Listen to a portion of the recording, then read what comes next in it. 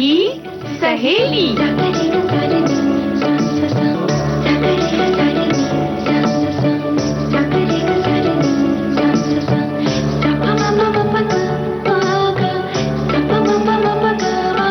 सखी सहेली।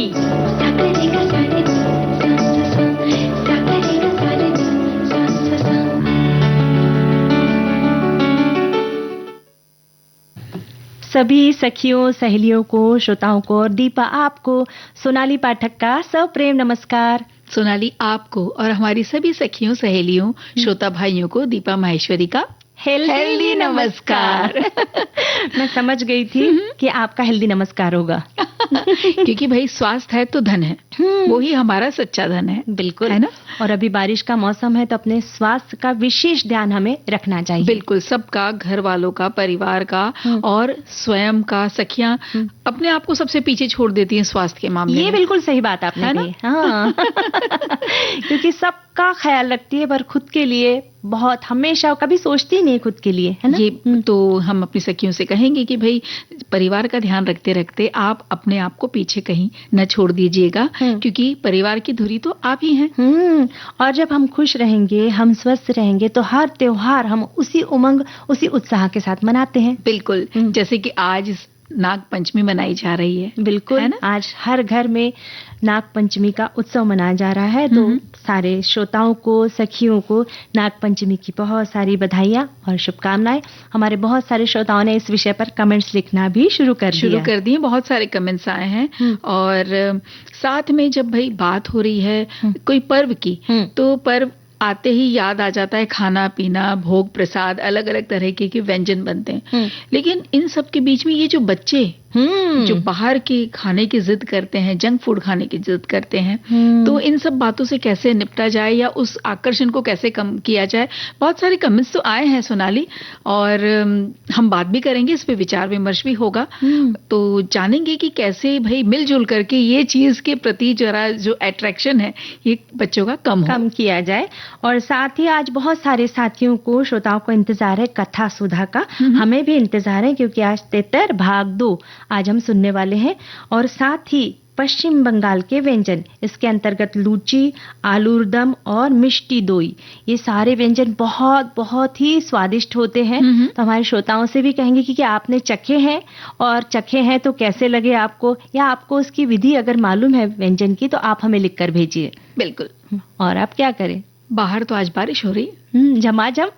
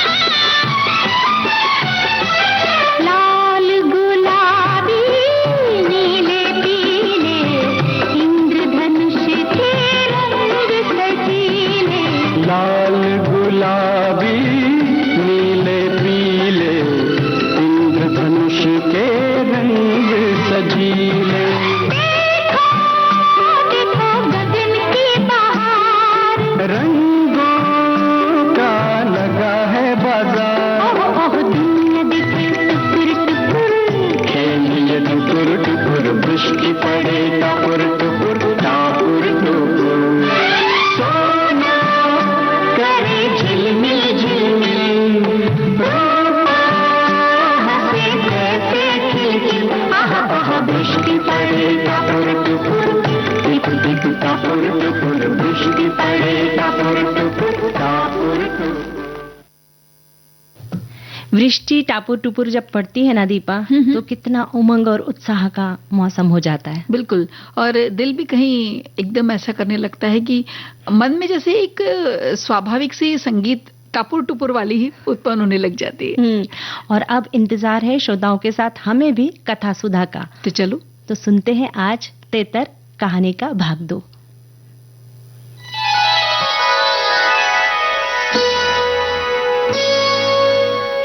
कथा सुधा भाव भरी कहानियों का सागर, जिसकी लहरें कभी मुस्कुराहट सजाएंगी तो कभी आंखें नम कर जाएंगी। सामाजिक सरोकार से लेकर परिवार तक की होंगी बातें। कुछ मनोरंजन होगा तो कुछ सीख भी मिल जाएगी। हर बार नई अनसुनी कहानी की अलग अंदाज में होगी बयानी।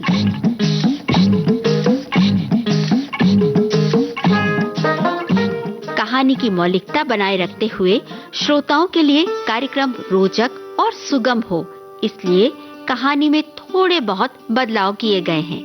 आशा है आपको कथा सुधा में डूबना अच्छा लगेगा।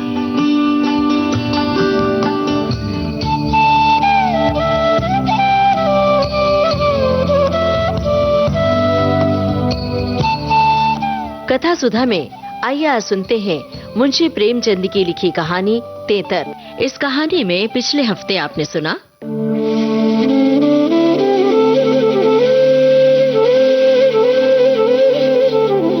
आखिर वही हुआ जिसकी आशंका थी, जिसकी चिंता में घर के सभी लोग, विशेषतः प्रसूता पड़ी हुई थी।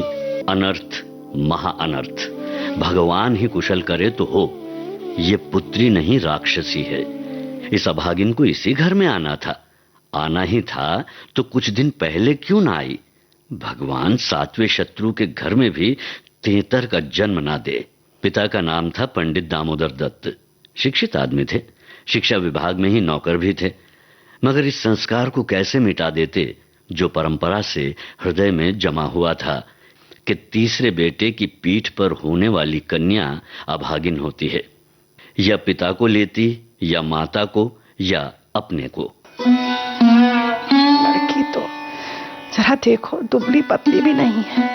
तीनों लड़कों से हृष्ट पुष्ट है। ये बड़ी बड़ी आंखें हैं, पतले पतले लाल लाल होंठ हैं, जैसे गुलाब की पत्ती।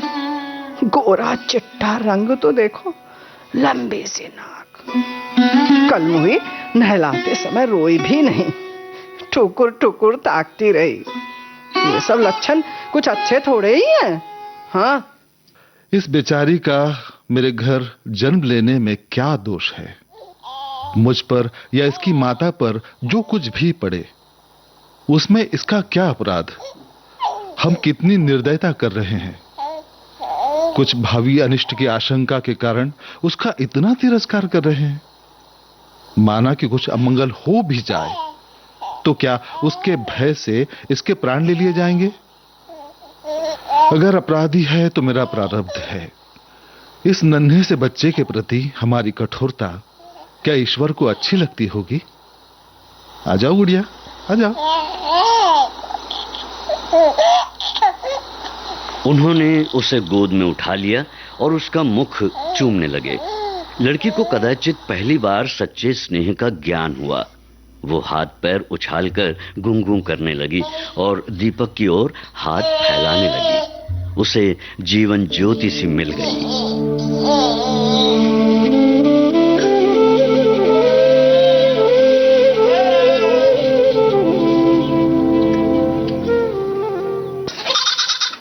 बाबू साहब ने बड़े लड़के से कहा, सिद्धू, सिद्धू, जरा उस बकरी को पकड़ो, पकड़ो पकड़ो पकड़ो। ला ला ला ला ला लाओ, तेरी बहन को दूध पिलाएंगे, शायद भूखी है बेचारी। देखो, तुम्हारी नन्ही सी बहन है ना, इसे रोज हवा में खिलाया करो।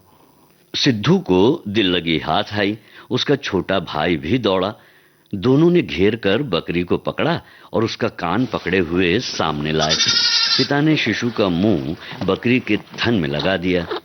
लड़की चुबलाने लगी और एक क्षण में दूध की धार उसके मुंह में जाने लगी।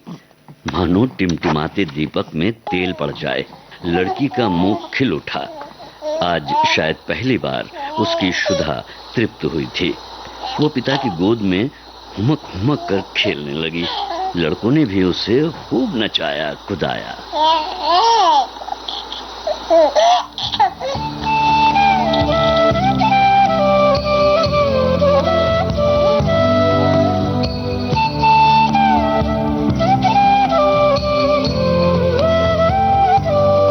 पिता का प्यार, भाइयों का दुलार मिलने से नन्ही बच्ची दिन ब दिन निखरती जा रही है। आगे क्या होता है, इसके लिए सुनिए इस कहानी का दूसरा और अंतिम भाग।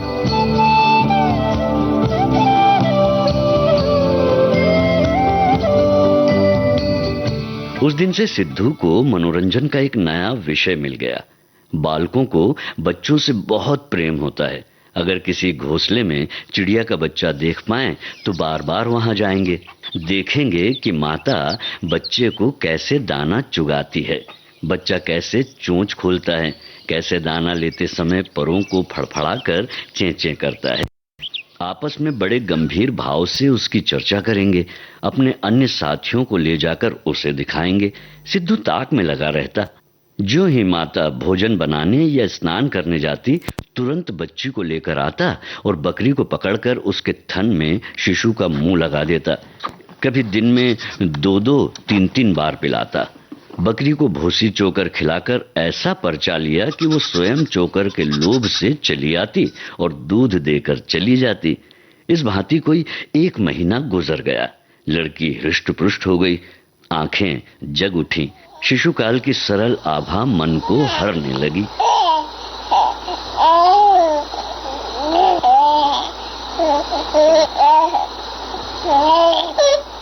माता उसे देख देख कर चकित होती थी। किसी से कुछ कह तो न सकती, पर दिल में उसे आशंका होती कि अब वो मरने को नहीं, हम ही लोगों के सिर जाएगी। कदाचित ईश्वर इसकी रक्षा कर रहे हैं, जभी तो दिन दिन निखरती आती है, नहीं तो अब तक ईश्वर के घर पहुंच गई होती। मगर दादी माता से कहीं ज्यादा चिंतित थी। मुझे तो लगता है दूध पिलाती है ये बिटिया को। अरे दूध क्या पिला रही है, सांप पाल रही है, सांप। क्यों, लड़की का बड़ा छो करती हो? हाँ हाँ भाई, माँ हो कि नहीं, अब तुम न छो करोगी तो कौन करेगा भला? हाँ अम्मा जी, ईश्वर जानते हैं जो मैं इसे दूध पिलाती हूँ। अरे तो मैं मना थोड़े ही करती हूँ। अरे मुझे क्या गरज पड़ी है कि मुफ्त में अपने ऊपर पाप लूं? है अरे कुछ मेरे सिर तो जाएगी नहीं। हाँ अरे अम्मा जी, अब आपको विश्वास ही ना आए तो कोई क्या करे? हाँ तो क्या मुझे पागल समझती है तू? हाँ पागल समझती हो? वो हवा पी पी कर ऐसी हो रही है, हमें कुछ दिखाई नहीं देता क्या? सही कह रही हैं। भगवान जाने अम्मा जी, मुझे तो आप ही अचरज होता है कि इसका चेहरा कैसे खिलता ही जा रहा है। बहू ने बहुत निर्दोषिता जताई। दादी को लगा ये मेरी शंका को निर्मूल समझती है, मानो मुझे इस बच्ची से कोई बैर है। उनके मन में ये भाव अंकुरित होने लगा कि इसे कुछ हो जाए तब ये समझे कि मैं झूठ नहीं कहती थी। वो जिन प्राणियों को अपने प्राणों से भी प्रिय समझती थी, उन्हीं लोगों की अमंगल कामना करने लगी, केवल इसलिए कि मेरी शंकाएं सत्य हो जाएं। वो ये तो नहीं चाहती थी कि कोई मर जाए, पर इतना अवश्य चाहती थी कि किसी बहाने से मैं चेता दूं कि देखा तुमने, मेरा कहा ना माना, ये उसी का फल है। उधर सास की ओर से ज्यों-ज्यों ये द्वेष भाव प्रकट होता था, बहू का कन्या के प्रति स्नेह बढ़ता था। ईश्वर से मनाती रहती थी कि किसी भांति 1 साल कुशल से कट जाता तो इनसे पूछती। कुछ लड़की का भोला भाला चेहरा, कुछ अपने पति का प्रेम वात्सल्य देखकर भी उसे प्रोत्साहन मिलता था। विचित्र दशा हो रही थी, न दिल खोलकर प्यार ही कर सकती थी, न संपूर्ण रीति से निर्दय होते ही बनता था, न हंसते बनता था, न रोते।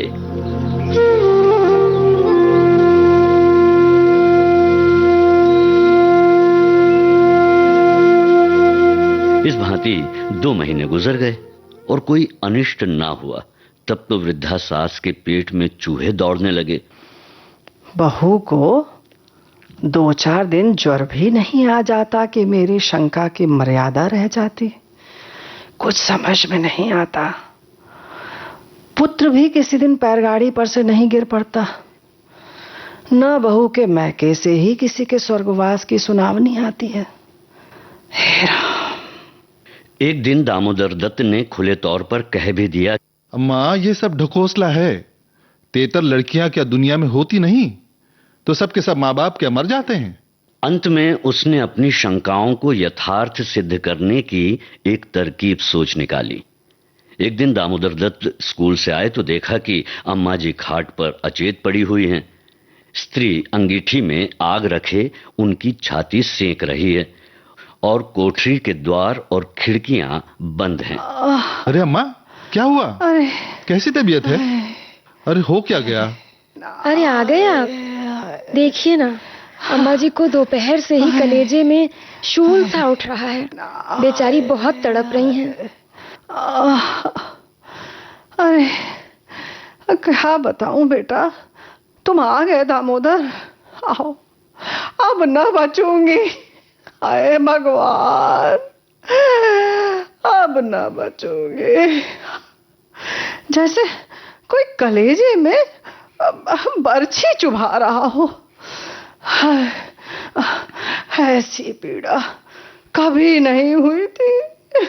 इतनी उम्र बीत गई बेटा, ऐसी पीड़ा कभी नहीं हुई। तो लेकर ही बीतेगी मेरी जान। हाय हाय। ये सब ना इसी के कारण हो रहा है। ये कलमुही छोकरी ना जाने किस मनहूस घड़ी में पैदा हुई है। मैं जाकर डॉक्टर साहब को बुला लाऊं ना? देर करने से शायद रोग बढ़ जाए। अम्मा, अम्मा कैसी है तबीयत? हाय, अरे बेटा, भगवान साहब करते हैं। हाँ, अरे बड़ा दर्द हो रहा है। अब ये बेचारी क्या जाने, तो बच्चा है। देखो, हाँ, मैं मर जाऊं तो उसे कष्ट मत देना। उसे कष्ट मत देना। जाकर डॉक्टर बुला लाऊं? अभी लौटा आता हूं। अरे नहीं बेटा, रहने दो सब। अब अच्छा हुआ मेरे सिर आई है। हाँ, तू बैठ बेटा, बैठ। अब किसी के सिर जाती ही, हाँ तो मेरे ही सिर सही। हाँ बेटा, अब न बचूंगी। हाय राम, हाय भगवान, अब न बचूंगी दामोदर। समझ लो कि बस सब खत्म। हाँ, कह देती हूँ। अच्छा हुआ मेरे सिर आई। बड़ा दर्द हो रहा है दामोदर। हाय, कहीं कोई मत जाओ। अम्मा अभी जाकर डॉक्टर बुला लाऊं? अभी लौटा आता हूं, ठीक हो जाओगी तुम। अरे कहाँ जाते हो? अरे नहीं बेटा, डॉक्टर के पास जाकर क्या करोगे? अरे वो कोई ईश्वर है क्या है? डॉक्टर कोई अमृत पिला देगा? 10-20 वो भी ले जाएगा मेरा। डॉक्टर पैसे से कुछ ना होगा बेटा। बस आखिरी समय आ गया है बेटा। तुम बस मेरे पास बैठ जा बेटा। अब बैठकर भागवत पढ़ो। हाँ, अंतिम समय है। अब ना बचूंगी। हाय राम, अब ना बचूंगी। पढ़ो बाजो, भागवत पढ़ो बेटा। अंतिम समय है, बस तो जान लेकर ही जाएगी। हाँ, कह देती हूँ। तेतर बुरी चीज है। मैं समझता था कि ढकोसला ही ढकोसला है। मुझे पता था। इसी से मैं उसे कभी मुंह नहीं लगाती थी। अरे नहीं बेटा, ऐसा मत कहो बेटा। नहीं, बच्चों को सब आराम से रखना। भगवान करे तुम सब सुखी रहो। तुम लोगों को भगवान सुखी रखे, बस यही आशीर्वाद देती हूँ। अच्छा हुआ मेरे ही सिर गई। तुम लोगों के सामने मेरा परलोक हो जाएगा, बस यही अच्छा है। राम करे। कहीं किसी दूसरे के सिर जाती तो क्या होता। राम राम। बस अंतिम समय है, भगवान ने मेरी विनती सुन ली। बस यही विनती है, तुम सब खुश रहो। हाय हाय, अब न बचूंगी, बस मैं तो चली दामोदर। खुश रहो तुम सब, बच्चों को ठीक से रखना। हाँ कह देती हूँ, कष्ट ना हो किसी को। दामोदर दत्त को निश्चय हो गया कि अब अम्मा न बचेंगी। बड़ा दुख हुआ। उनके मन की बात होती तो वो माँ के बदले तेतर को न स्वीकार करते। जिस जननी ने जन्म दिया, नाना प्रकार के कष्ट झेलकर उनका पालन पोषण किया, अकाल वैधव्य को प्राप्त करके भी उनकी शिक्षा का प्रबंध किया, उसके सामने एक दुधमुही बच्ची का क्या मूल्य था, जिसके हाथ का एक गिलास पानी भी वो न जानते थे। शोकातुर हो माँ के सिरहाने बैठकर भागवत की कथा सुनाने लगी।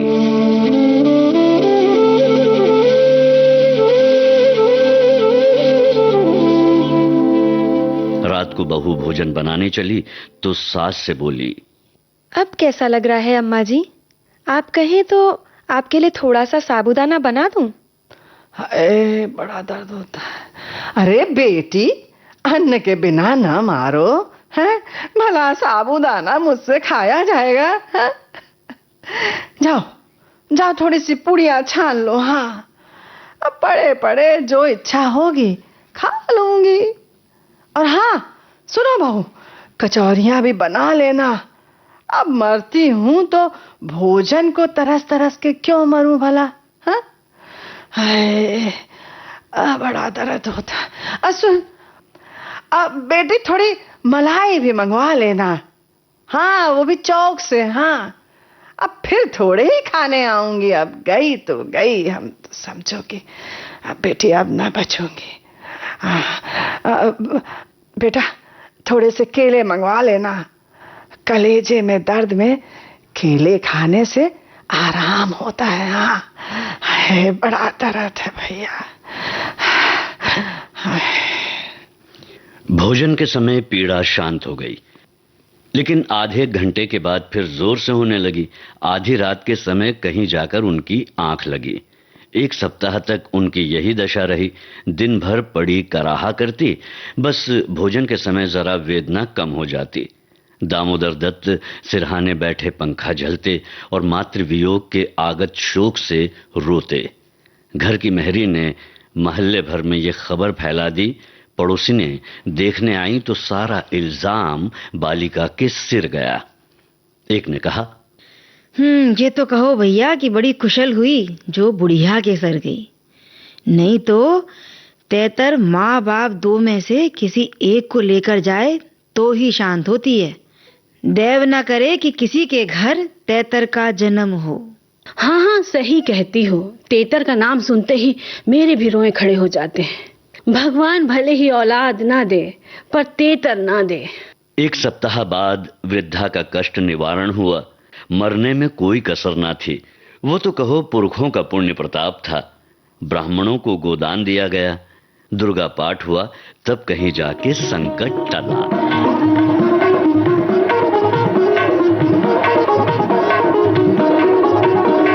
कथा सुधा में अभी आप सुन रहे थे मुंशी प्रेमचंद की लिखी कहानी तेतर। आज आपने सुना इस कहानी का दूसरा और अंतिम भाग। कहानी में भूमिका सहित पात्रों का परिचय इस प्रकार है। सूत्रधार जी श्याम, वृद्ध दादी रेणु चतुर्वेदी, दामोदर दीपक के सावलेकर, दामोदर की स्त्री स्वप्निल श्रीवास्तव, लक्ष्मी चंचल वर्मा, पड़ोसन मंजरी वर्मा, बाल कलाकार प्रज्वल सिंह, वेदांत सिंह और रुद्र सिंह। प्रस्तुति अनुश्री पाठक, संकल्पना और निर्देशन रेणु चतुर्वेदी।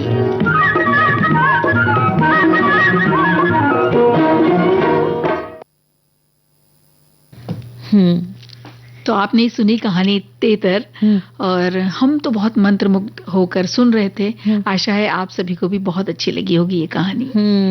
और आज घर में क्या चल रहा है? आज घर में हो रहा है नाग पंचमी का त्योहार मन रहा है। बिल्कुल। तो ये जो है ना, ये जो त्योहार होता है ना, ये हमारा देश त्योहारों और परंपराओं की विविधता वाला देश है। यहाँ मनाए जाने वाला प्रत्येक पर्व अपने साथ धार्मिक आस्था के साथ साथ सामाजिक और पर्यावरण की रक्षा के लिए एक संदेश भी लेकर आता है। नाग पंचमी हमारा एक महत्वपूर्ण पर्व है जो नाग देवताओं की पूजा और उनके प्रति सम्मान का प्रतीक माना जाता है। ये पर्व सावन मास के शुक्ल पक्ष की पंचमी तिथि को मनाया जाता है। बिल्कुल। और सोनाली, नाग पंचमी के दिन श्रद्धालु सर्प की पूजा करते हैं। भगवान शिव के गले में नाग का स्थान होने के कारण नागों का संबंध भगवान शिव से भी माना गया है। और नाग पंचमी का महत्व ये केवल धार्मिक दृष्टि से नहीं बल्कि पर्यावरण और प्रकृति संरक्षण की दृष्टि से भी बहुत ज्यादा अधिक है। और सर्प हमारे पारिस्थितिकी तंत्र यानी इकोसिस्टम का बहुत महत्वपूर्ण हिस्सा है। वो खेतों में चूहे और दूसरे हानिकारक जीवों की संख्या नियंत्रित करते हैं जिससे फसलों की रक्षा होती है। इसलिए नागों और अन्य जीव जंतुओं का संरक्षण प्रकृति के संतुलन के लिए बहुत बहुत ज्यादा जरूरी है। और इस दिन कई स्थानों पर जो है ना, नाग देवता के चित्र और प्रतिमाओं की पूजा की जाती है। ग्रामीण क्षेत्रों में ये पर्व विशेष उत्साह के साथ मनाया जाता है। महिलाएं परिवार की सुख समृद्धि और कल्याण की कामना करती है। अनेक स्थानों पर पूजा व्रत और धार्मिक कथाओं का आयोजन भी किया जाता है।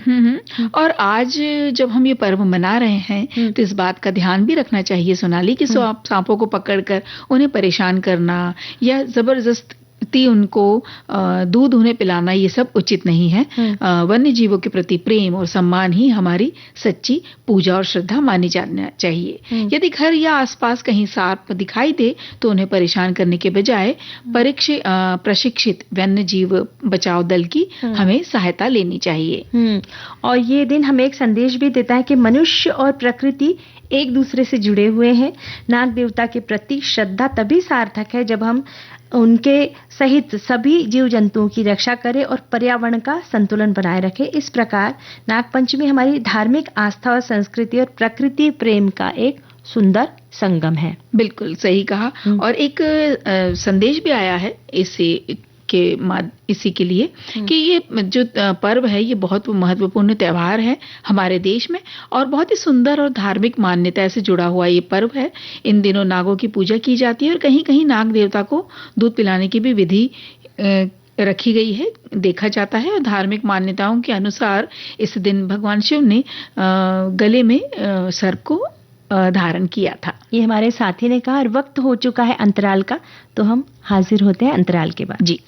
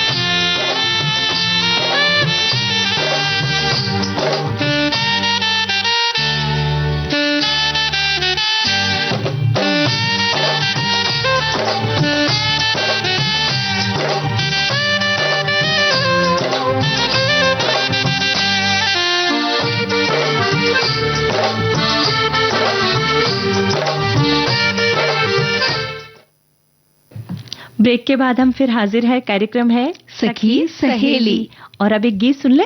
चलिए। सददं शिवं सुंदरं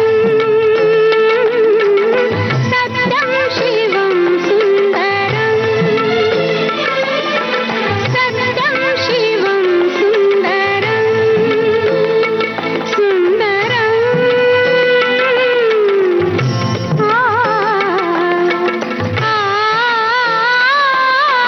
सददं शिवं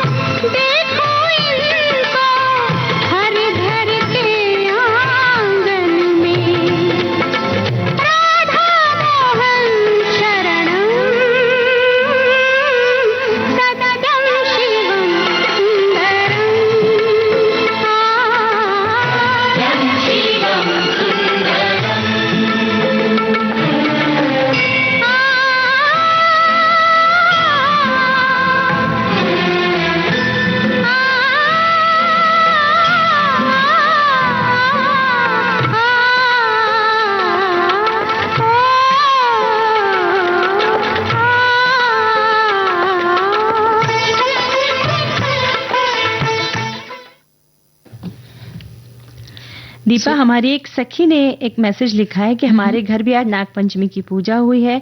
नाग देवता को गोबर और मिट्टी से बनी हुई मूर्ति को धान का लावा, लैया, गुड़ और दूध चढ़ाया जाता है। वहीं सब साथ खाना खाते हैं और बहुत जगह पर, खासकर बिहार के कुछ प्रांत में आज बहुत ही धूमधाम से मनाया जाता है। सभी के घरों में दाल की पूरी, खीर, आम, पका कटहल भोग लगाया जाता है और प्रसाद बांटा जाता है। नीम की पत्तियों से घर के दरवाजे को सजाया जाता है। ये पूजा भी हमारी संस्कृति से जुड़ी हुई है। सावन के महीने में खेतों में धान की फसलें लगाई जाती है और उन बारिश के दिनों में बहुत सारे कीड़े, सांप रहते हैं जो उन्हें भी देवता स्वरूप मान के साथ उनका भी पूजन किया जाता है और हर्ष और उल्लास के साथ इस दिन को मनाया जाता है। और एक और संदेश आया, ये कहते हैं कि हमारे घर में कहा जाता है कि आप कहीं भी किसी भी देश में रहिए, वहां के परिवेश में अपने को ढालिए, पर अपना कुल परंपरा का जो है परंपरा की निभा होनी चाहिए। तो कहती हैं कि बहू हमारी पुणे में रहती है, वो भी आज नाग पंचमी की पूजा वहां करती है।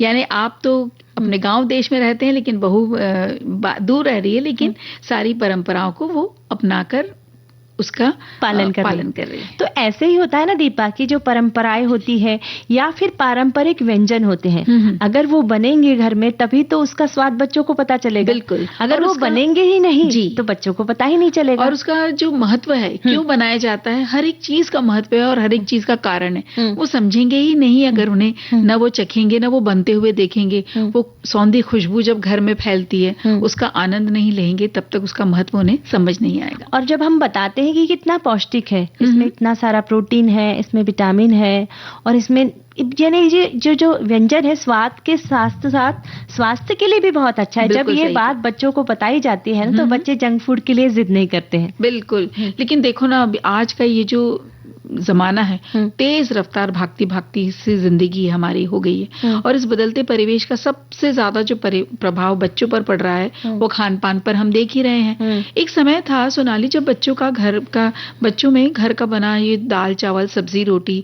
या यूं कहें खिचड़ी पोहा उपमा, कोई किसी भी प्रकार के पराठे फल, सब कुछ उनको बड़े चाव से खा लेते थे वो लोग, है ना।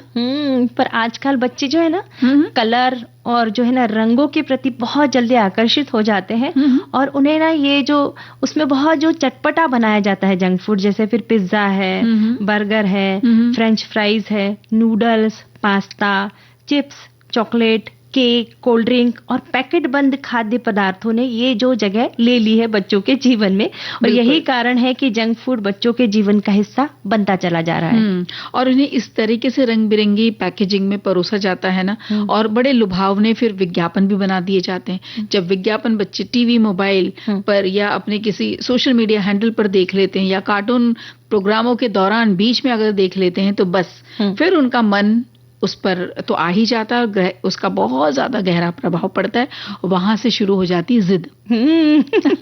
और छोटे बच्चे तो क्या, बड़ों का भी मन आ जाता है। बिल्कुल तो बच्चे हैं और जब उनके पसंदीदा अभिनेता है या खिलाड़ी है या कार्टून पात्र किसी खाद्य पदार्थ का प्रचार करते हैं ना, तो बच्चे भी उसे खाने की जिद करने लगते हैं। इसके अलावा फिर जन्मदिन है भाई, पार्टियां हैं मॉल में, मल्टीप्लेक्स में, स्कूल के आसपास की दुकानें, ऑनलाइन फूड डिलीवरी ने भी जंक फूड को बच्चों की पहुंच में बहुत ही आसान बना दिया है कि इतना इजीली उन्हें सब मिलता है, तो वो तो उन्हें इजी है और चटपटा स्वादिष्ट है, चटपटा स्वाद है। और चलिए स्वाद भी अगर किसी को पसंद ना आए तो एक बच्चा तो खा रहा है, शायद 2-3 खा रहे हैं, तो वो जो एक नहीं खा रहा है उसका भी मन करेगा या उसको बोला जाएगा कि देखो तुम ये खाकर देखो कितना अच्छा है। और फिर वो अपनी मम्मी से कहेगा कि सबकी मम्मियां तो लेकर देती है, आप ही हमारे साथ ऐसा क्यों करते हो। बिल्कुल सही कहा। और जंक फूड स्वाद में भले ही लाजवाब लगे सोनाली, लेकिन स्वास्थ्य के लिए ये बहुत ज्यादा हार्मफुल है, यानी हानिकारक है। और इनमें बहुत ज्यादा मात्रा में तेल होता है, सफेद चीनी, नमक, मैदा, फिर ये प्रिजर्वेटिव डले होते हैं, कई प्रकार के फ्लेवर उसमें मिलाए जाते हैं और आर्टिफिशियल कलर्स उसके अंदर होते हैं। और ये वहीं पे देखो आप विटामिन प्रोटीन, फाइबर और कई तरह के खनिज जैसे पोषक तत्व की तो बहुत कमी होती है, या फिर ना के बराबर होते हैं। बिल्कुल सही कहा। अच्छा, बच्चे तो नहीं समझ पाएंगे ये सारी बातें, हमें उनको बताना पड़ता है। अगर उनको बताएं कंपोजिशन में क्या लिखा है, देखो ये सब चीजें इतनी ज्यादा है और तुम्हारे शरीर में इतनी ज्यादा ये चली जाएंगी, ये मात्रा हमारे शरीर में जरूरत नहीं है इतनी जितना ये एक पैकेज के द्वारा जा रहा है। तो वो बच्चे समझेंगे, उनको बिठा के बताना पड़ता है, समझाना पड़ता है, समझते हैं, लेकिन थोड़ा वक्त उन्हें देना होता है। और परिणाम हमारे सामने है ना दीपा, कि जब हम छोटे थे या फिर हमारे साथी मोटे नहीं थे, है ना, बिल्कुल आजकल के बच्चे देखिए ना कितने मोटे होते जा रहे हैं। जंक फूड खाने से बच्चों में मोटापा बढ़ रहा है, मधुमेह है, छोटे छोटे बच्चों को डायबिटीज हमें मालूम ही नहीं था, उच्च रक्तचाप यानी हाई ब्लड प्रेशर मालूम नहीं था, दांतों की समस्या है। हम हार्डली बहुत कम डेंटिस्ट के पास जाते थे, पर आजकल तो हर बच्चा डेंटिस्ट के पास जाता है। सोनाली, पहले तो डेंटिस्ट इतने होते ही नहीं थे, अब तो पेडियाट्रिक डेंटिस्ट भी होने लगे हैं, जहाँ छोटे बच्चों के लिए खास तौर पर डेंटिस्ट है, क्योंकि छोटेपन से ही उनको दांतों की समस्याएं, यानी उनके दूध के दांत भी अभी गिरे नहीं है, उसके पहले ही उन्हें बहुत ज्यादा बिल्कुल एक सीरियस दांतों की प्रॉब्लम होने लग जाती है। साथ ही उनकी ना रोग प्रतिरोधक क्षमता में भी कमी आने लग गई है और कम उम्र में उन्हें अनेक स्वास्थ्य समस्याओं से का सामना करना पड़ रहा है। तो देखिए ना, हम यही चाहेंगे ना कि हमारा बच्चा स्वस्थ रहे, खुश रहे। अगर ये चाहते हैं तो हमें जंक फूड से बच्चों को दूर रखना चाहिए और अभी हमें एक गाना सुनना चाहिए, उसके तो पास रहना चाहिए, है ना।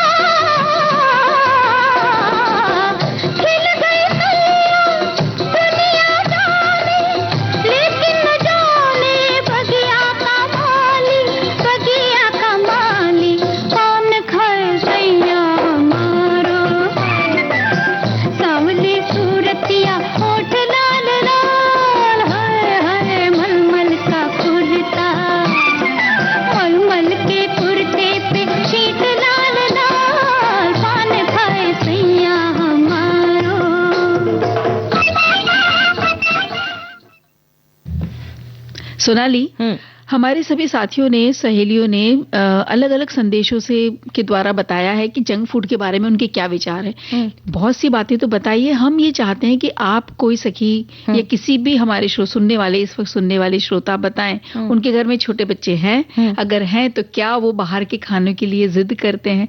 जिद करते हैं तो आप उन्हें कैसे समझा रहे हैं या नहीं समझा पा रहे हैं? दोनों ही बातें बताएं। इस विषय पर भी हमें लिखकर बताएं, क्योंकि जब है ना श्रोता अपने कमेंट्स लिखते हैं ना तो वो ज्यादा दिल के करीब होते हैं। बिल्कुल। और उससे एक ना बहुत अच्छा संदेश भी जाता है, और समझ में भी आता है कि क्या चल रहा है सबके घरों में, क्या एक सा चल रहा है, एक सा सही हो रहा है या एक सा गलत हो रहा है। एक हमारे साथी लिखते हैं कि मेरी प्रोविजन की शॉप है और मेरी शॉप में 5-10 रुपए वाले पैकेट वाला नाश्ता मैं बेचता हूँ। आजकल स्कूल जाने वाले बच्चे पैकेट लेना पसंद करते हैं। लंच बॉक्स में घर का हेल्दी फूड देने के बजाय घर से पेरेंट्स भी यही खरीद कर नाश्ता में दे देते हैं। इसमें ज्यादा शुगर और नमक होने के कारण बच्चे छोटी उम्र में मोटापे के शिकार हो जाते हैं और घर पर भी पिज्जा जैसे जंक फूड आसानी से ऑनलाइन ऑर्डर करके मंगवा लेते हैं, जो हेल्थ के लिए अनुकूल बिल्कुल भी अच्छे नहीं है। बिल्कुल। वहीं एक और संदेश आया है कि आज के समय में खाने में जंक फूड बच्चों की पहली पसंद है। पिज्जा, बर्गर, नूडल्स, चिप्स, ये तरह तरह के पैकेट स्नैक्स खुशबू और आकर्षक पैकिंग की वजह से बच्चों को ये बहुत लुभाते हैं। इसके अलावा माता पिता की व्यस्त दिनचर्या और आसानी से ये सब अवेलेबल है, उसके कारण भी ऐसे खाद्य पदार्थ बच्चों के आदत का हिस्सा बन गए हैं, जो उन्हें बहुत नुकसान पहुंचाते हैं। इसलिए स्वाद के साथ बच्चों को संतुलित आहार का ध्यान रखना बहुत जरूरी है। इसलिए जंक फूड को पूरी तरह खाने पर पाबंदी लगाने के बजाय उन्हें एक संतुलित भोजन का महत्व समझाना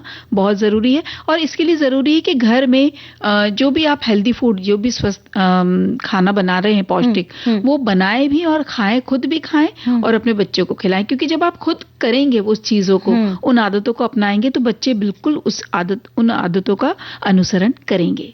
अब देखिए ना, अब जैसे पिज्जा जैसे ही हम अगर मोटी मोटी रोटी बना के उस पे सारी सब्जियां डाल के उसको अच्छे से उसके ऊपर पनीर कद्दूकस करके उसमें चाट मसाला डाल के दिया ना, तो बच्चों को बताएं कि देखिए होममेड पिज्जा है, ये खाएंगे ना तो ये ज्यादा हेल्दी है। इस तरह से बच्चों को, अगर डोसा का बैटर है उससे आपने ABCD बना के दिया बच्चों को, तो बच्चे बड़े शौक से खाते हैं। फिर पराठे को कट करके ABCD का शेप बना दिया तो बच्चे शौक से खाएंगे। और इसी तरह से पराठे में जैसे किसी दिन पालक की प्यूरी डाल के आप हरे कलर के पराठे दीजिए, कभी बीट रूट का पराठा जो कि बिल्कुल लाल कलर का हो जाता है, या एक दिन जिस दिन आपके पास थोड़ा समय हो, ये सब अलग अलग कलर के पराठे बना के दीजिए तो उनको बहुत सुंदर लगता है और बहुत खुशी से और बहुत स्वाद लेकर के चाव से खाते हैं बच्चे।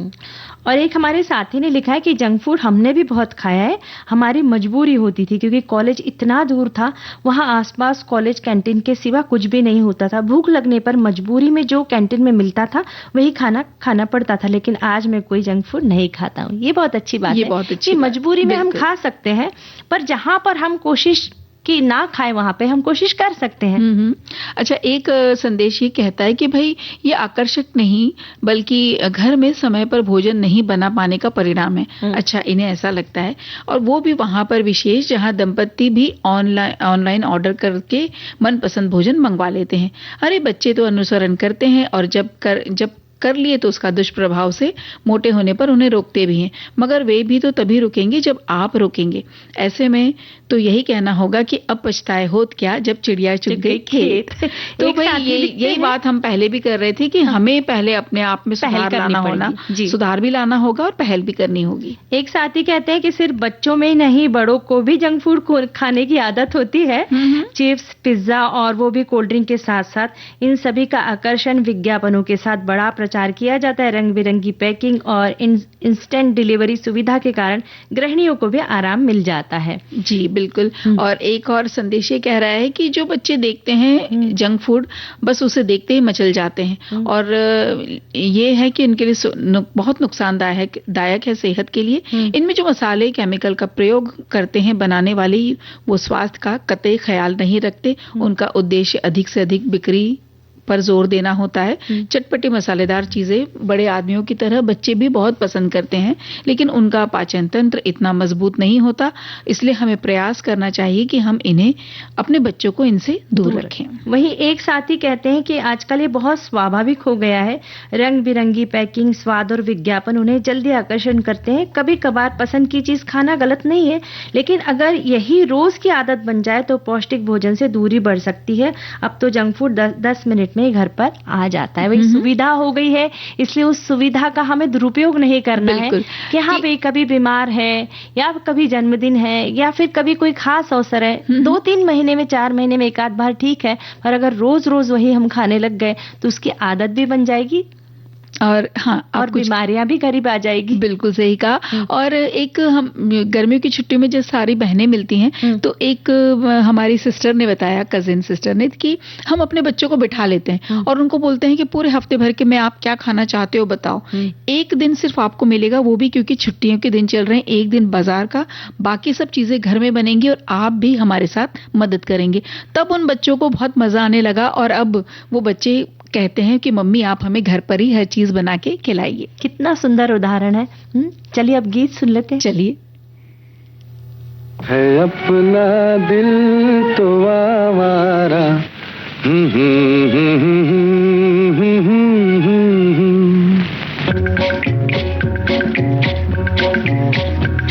है अपना दिल तो आवारा, न जाने किस पे आएगा। है अपना दिल तो आवारा, न जाने किस पे आएगा।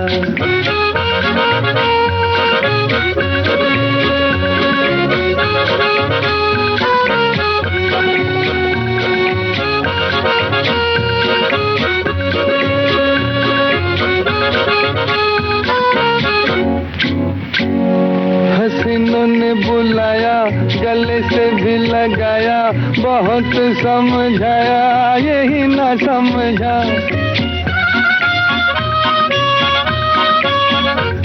हसीनों ने बुलाया, गले से भी लगाया, बहुत समझाया यही ना समझा। बहुत भोला है बेचारा, न जाने किस पे आएगा। है अपना दिल तो आवारा, न जाने किस पे आएगा।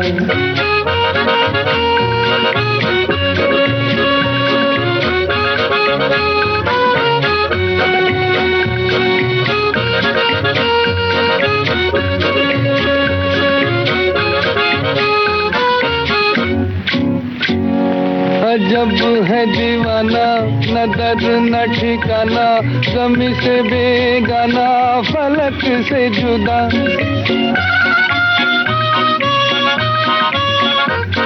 अजब है दीवाना, न दर्द न ठिकाना, गमी से बेगाना, फलक से जुदा।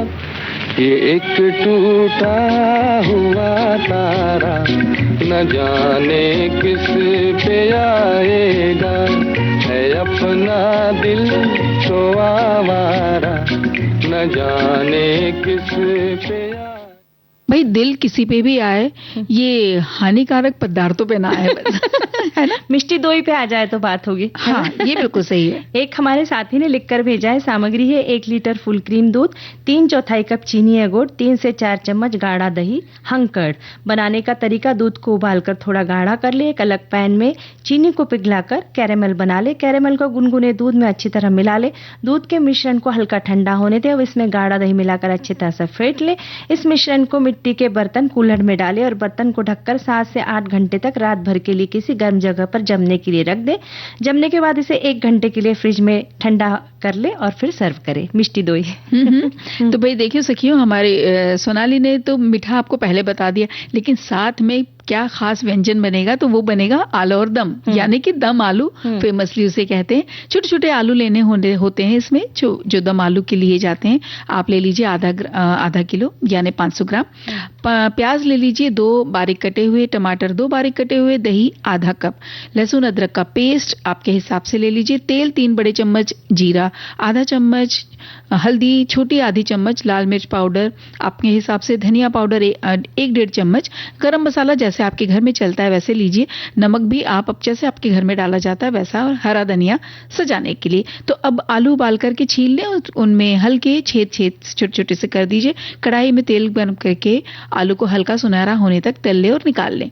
उसी कढ़ाई में जीरा डालें, फिर प्याज डालकर सुनहरा भुनें, अदरक लहसुन का पेस्ट डालकर कुछ और सेकंड के लिए भुनें, फिर अब टमाटर, हल्दी, लाल मिर्च, धनिया पाउडर डालकर मसाले को तब तक भुनें जब तक तेल मसालों से अलग ना हो जाए। गैस धीमी करके फेंटा हुआ दही डालें और लगातार चलाते हुए पकाते रहिए। अब तले हुए जो आलू आपने रखे थे अलग से, नमक और लगभग 1 कप पानी उसमें डालना है। ढककर इसको आप धीमी आंच पर 10 से 15 मिनट तक पकाएं ताकि आलू में मसाले खूब अच्छी तरह से घुल जाए और मिक्स हो जाए। आखिर में आप गरम मसाला डालिए, हरा धनिया डालकर थोड़ा सा और पकाइए। और इसके साथ में लूची यानी बंगाल की बेहद लोकप्रिय पूरी है जो सामान्य पूरियों से थोड़ी अलग होती है। आटे के बजाय मैदे से बनाई जाती है। इसमें मोयन के लिए थोड़ा सा घी या तेल और हल्की सी चीनी मिलाई जाती है और इसका रंग सफेद और बनावट बाहर से हल्की खस्ता और अंदर से बेहद नरम होती है। और आलू और दम और ये लूची और साथ में मिष्टी दोई हो तो क्या कहने। मिला है किसी का झुमका, ठंडे ठंडे हरे हरे नीम तले, हो सच्चे मोती वाला झुमका, ठंडे ठंडे हरे हरे नीम तले, सुनो क्या कहता है झुमका, ठंडे ठंडे हरे हरे नीम तले, मिला है किसी का झुमका।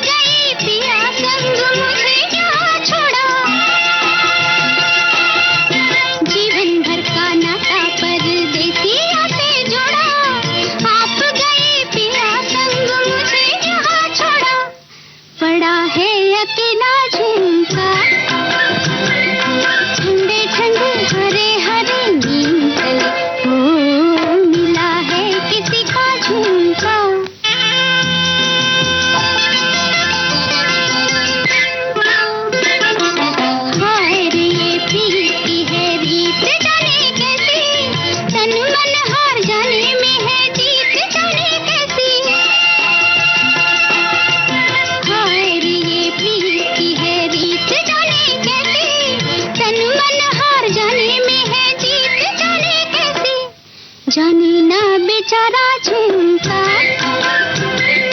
ठंडे ठंडे हरे हरे नीम तले, हो मिला है किसी का झुमका, ठंडे ठंडे हरे हरे नीम तले, मिला है किसी का झुमका। हमारे बहुत सारे साथियों ने भर भर के कमेंट्स लिखे हैं दीपा। एक साथी कहते हैं कि भाई है अपना दिल तो आवारा, बिल्कुल पहले अपने दिल पर मुंह पर कंट्रोल होगा जंक फूड के प्रति, तभी बच्चों को भी इसके लिए मना कर सकते हैं। बिल्कुल सही कहा। और एक संदेश आया है कि बंगाल के व्यंजन में पूरी और दम आलू की बात ये हो रही है आज, लेकिन ये बिहार का भी लोकप्रिय व्यंजन है। जी हाँ, बिल्कुल है। और जब भी कोई छोटा मोटा फंक्शन होता है ना तो खीर पूरी तो बनती ही है, साथ में दम आलू भी बनता है। लेकिन आजकल कहीं कहीं जगह पर इस पनीर की सब्जी ने जगह ले ली है। और एक साथी ने लिखा है, एक सखी ने, कि लूची व्यंजन पहली बार सुन रही हूँ जी। तो इनके घर में अब लूची बनने वाली है और हमारे घर में भी बनेगी। और हम श्रोताओं को दिल से धन्यवाद कहेंगे कि आपके कमेंट्स के कारण, आपके इतने सुंदर सुंदर संदेश के कारण कार्यक्रम में 4 चांद लग गए। बिल्कुल सही और कहा। अब इजाजत लेने का वक्त आ चुका है। आप सभी को सोनाली पाठक और दीपा माहेश्वरी का नमस्कार।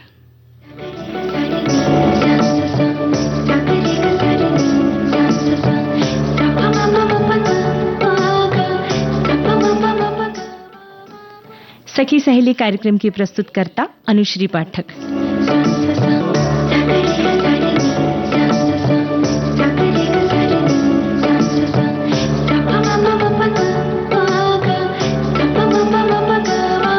सखी सहेली।